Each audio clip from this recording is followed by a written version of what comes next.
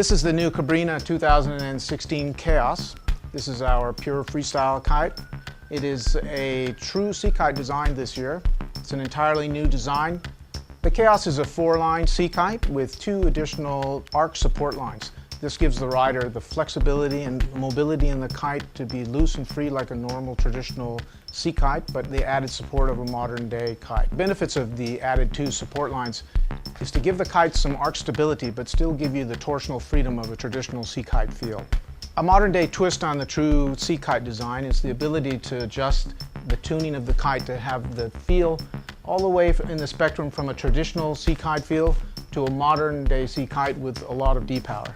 A modern day twist in comparison to a traditional sea kite is the addition of 3 adjustment points that gives you a wide variety of feels and performance of the kite. The kites will ship in the Y setting, which is the center. This is a good combination of line slack for passes and D-power. Move down to the X setting. This is the closest feeling to a traditional sea kite. You get a lot of line slack, limited D-power. The kite really has a lot of response to edging, but requires more edging to get the kite to fly forward. The Z setting gives you the most D-power.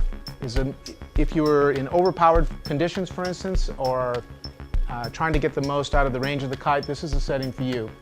This is the middle ground. This moves more towards a traditional sea kite. This more towards of a high D-power modern day sea kite. Since the sea kite design gives you a very direct steering impulse, it's not really necessary to use the B setting very often on the Chaos until you get into the smaller sizes.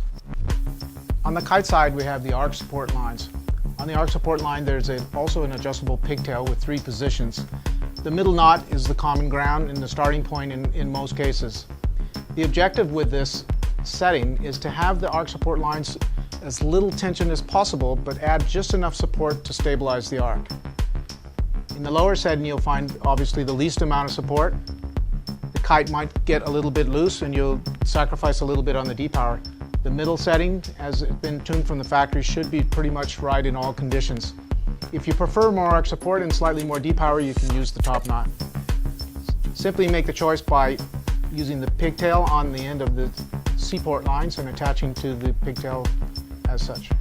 To ensure that the aerodynamic profiles are true to the natural arc shape of the kite, we use the pure profile panels. You can see that in between each intersegment seam on the leading edge, we have an additional seaming panel here. This enables us to put the correct amount of shape between these 2 segments and ensure the correct aerodynamic profile shape.